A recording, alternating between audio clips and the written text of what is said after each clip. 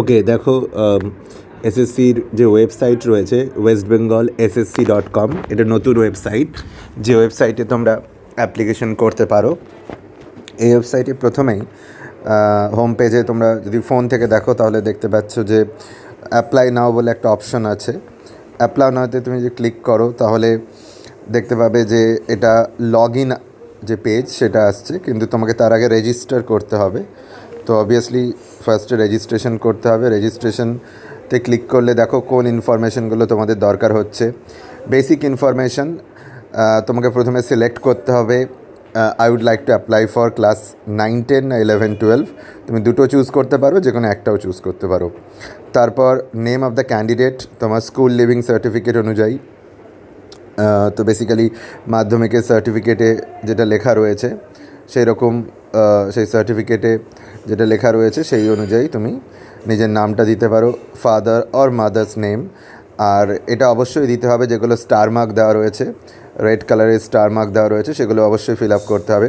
Category choose করতে হবে, gender choose করতে হবে, ইমেল অ্যাড্রেস একটা দিতে হবে, মোবাইল নাম্বার দিতে হবে, ডেট অফ বার্থ এবং তোমার রিলিজিয়ান। এরপরে কমিউনিকেশন ডিটেলস, অ্যাড্রেস, তোমার হাউস নাম্বার আর ভিলেজ আর স্ট্রিটের নাম, পোস্ট অফিস, ব্লক আর মিউনিসিপ্যালিটি তার নাম, বা পুলিশ স্টেশনের নামও দিতে পারো। ডিস্ট্রিক্ট এবং স্টেট ওয়েস্ট বেঙ্গল, পিনকোডটা দিতে হবে। এরপরে তোমাকে একটা পাসওয়ার্ড ক্রিয়েট করতে হবে।